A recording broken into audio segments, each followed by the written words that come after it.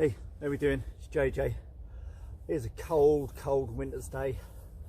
Taking a little bit of shelter in an area of woodland that I like to use, and it's full of pine trees because that still gives you a bit of shelter during winter time. And what I want to show you guys today is this. So this is the Swedish m40 stainless steel mess kit that uses the classic Trangia stove. Now, I purchased this from a good friend of mine, Dave Wood's Military Mart. They're getting quite rare to find now, and hence the price has actually shot up. This set, I think this cost me about £50. This is the stainless steel set. You can still get hold of the aluminium ones, but I prefer to use stainless steel where possible over aluminium. The aluminium one is cheaper. And what this comprises of is a windshield, which was it's as new, unissued, and then the actual burner, and that itself was a grade issued kit, so it's in pretty reasonable use and nick for the age. I say Swedish M40 stainless steel mess kit. So it comes like this, and the easiest way to do it is it comprises several components, and if you actually get the bail handle inside, I've actually got the handle that holds the cooker and itself inside, and that makes it a lot more secure. But if you just grab hold of the bail handle and then pull out, that just comes apart. This is the windshield, okay, which has got aeration holes all the way around it, and then inside you will see the two arms which flick over, and that will actually hold the cook system itself, with a big recess hole which is where the actual mess burner goes. I've actually cleared, let's just move my pack slightly out of the way.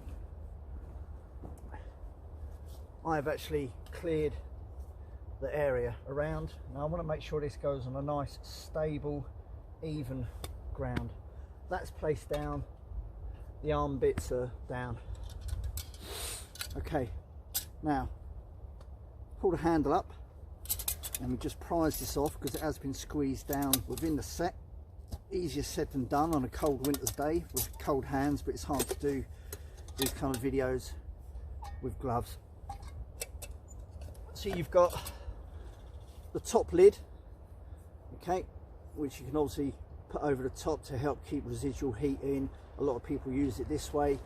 This is just really handy if you want to like boil up a couple of eggs and that, or do a bit of scrambled egg, a little bit of noodles, do it in that. It's really good. And obviously when this is placed over, the handle can get reasonably hot over the Trangia, but there are two little bits that pop out there, and then what you can actually do is just find a stick, place those in, and that'll actually extend it as a handle, which is really handy. So we're just going to place that down there. Comes with the container bottle for holding your methylated spirits, the actual meths burner. Okay, it does come with an extra O-ring inside, which is, there's already one in there. Tendency is if you over tighten these, that will crack the actual O-ring, and then the meths can seep out and you get spillage. Generally I don't tend to carry the methylated spirits in there while I'm going, I keep it in the bottle, but there's nothing to say that you can't do that. Okay, now this has actually got quite a wide sort of base and storage container in, so it'll actually hold a bit more than your normal everyday reproduction meths burner. And then you've actually got your cook pot. This will hold a fair amount of water. Now the main difference is that the aluminium mess kits have two rings. The stainless steel has one ring going around them, so that's the real way to sort of tell. As you can see, look, this has got some wear and tear. This has been used and that in the past. You've got your bail handle, so if you're actually cooking over like an open flame and that, then that's what that's for, and that sits in the first sort of recess here. And then there is a second one which you can see just here, And basically, if you pop it in that one, bring the handle round and then pop the bail in, that will actually hold itself away from the flame when you've got it cooking over. Okay, so pop it on the second one, make sure it's in there nice and secure, and then that will actually hold it in there nice and secure. Okay, so the bail, the handle itself is not getting too warm. Okay, I tend to, as I've just stated, not keep the mess in there, but we're just going to pop this down. So I'm just going to angle this down now slightly. Sorry guys. There we go. There we go. Let me just get down on my knee a bit more. So this is a really little sturdy container that holds the spirit in there.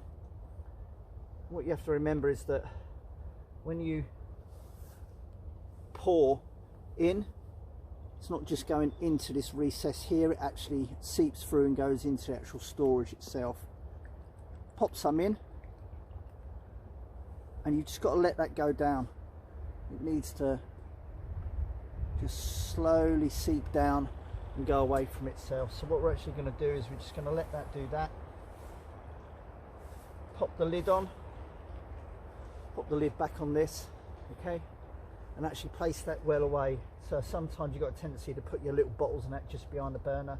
You can still get some heat and that coming from behind that, so we want to place that well away and out of harm's reach. So we just let that seep down, and then my preference is, you can obviously try and use a lighter to light it, a gas lighter, but then you actually have to get the flame quite near, and that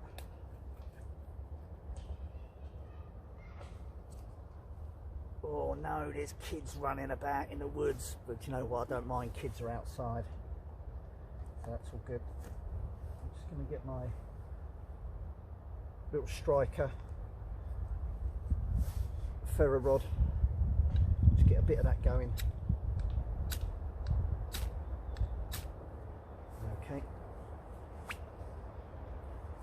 don't want that to stain the knife too much. A couple of strikes over.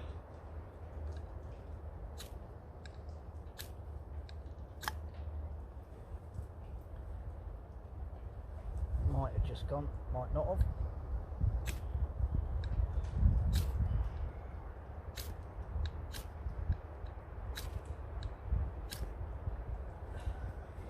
Okay, that's now going. Whew, it's chilly. And again, safety important. Make sure that that residue from the ferro rod is wiped off your knife. Pop your ferro rod back in, place your knife away, again out of harm's way. Place your hand over, you can just feel a bit of heat going on that now. Yep, that's good. And we just let that get primed. We'll let some heat get going in that, and then we'll actually just place the shield over, and then we'll come into pouring the water in. But I'm just going to pop you on pause. I want to get some pics of this, so just bear with.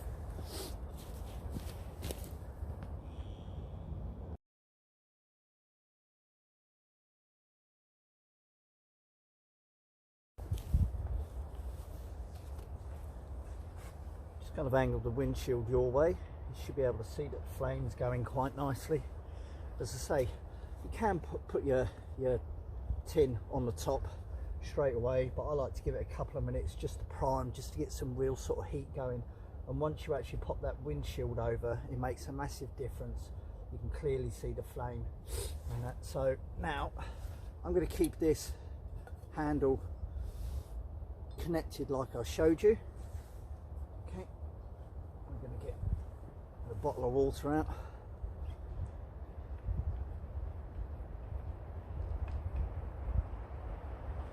Enough for a brew. That'll be plenty. Amongst many bottles, you have a green one, very appropriate for the Swedish mess kit I found, so I just kind of like to use that one. Pop the bottle away.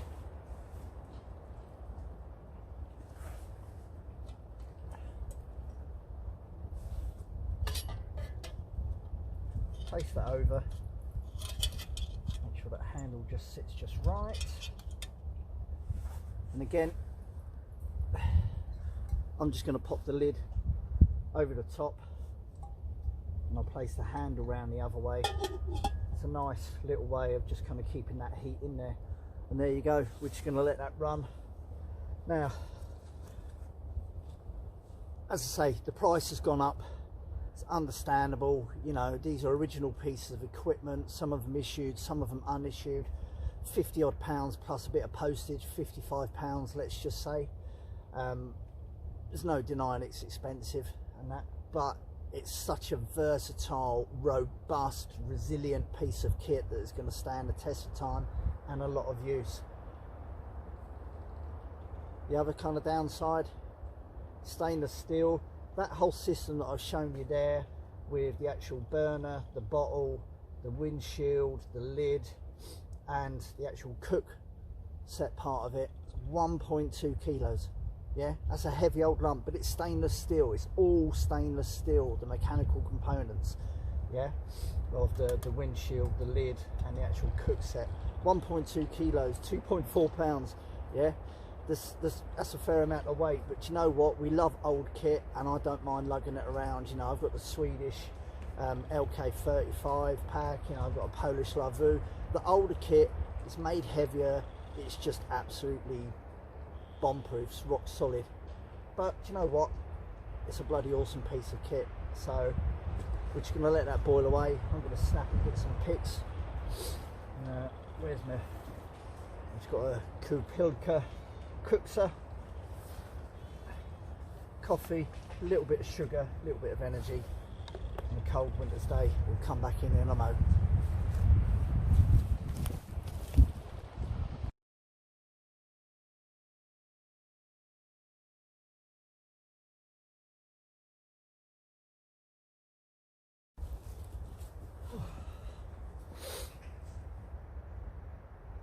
We got steam. Had a rolling boil, good boil on that. Let's get some coffee in there.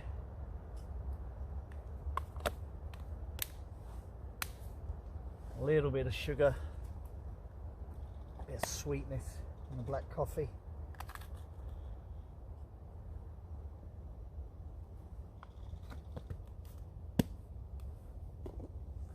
Put that stick in, just in case the handle is hot.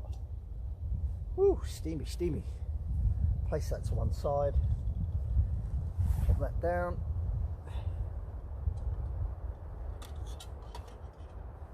And see, that's held in place. You can pour a lovely hot brew. Place that to one side. We're just going to let that go. Nice little bit of warmth on the hands. Hot coffee. I've mentioned the price, which may hold back for some. I've mentioned the weight. Some of us are used to that. The other thing is, it's not the quickest system in the world. Obviously, you know, like a gas burner is going to be much quicker on a lot of these, you know, fast boil, jet boil, Coleman stove systems. You know, you can have a boil in about 3.5 minutes. This does take longer, but it's the nature of a brass meths burner. But you know what, for a bit of ambience, for a bit of old school classic, can't beat it. Swedish M40 stainless steel mess kit. There you go. Oh, hot coffee in the woods. There you go. I'm going to be using this a lot more over winter. As I say, I'm just showing you it now today for a boil up, but I'm going to be using it more on the cooking side of things, and I'll come back to this later on in the year and see how we've got on with it. Anyway, thanks for tuning in. If you like what you're seeing, don't forget, hit that notification bell, like and subscribe. Thanks for watching. We'll catch up again soon. See you later. Bye.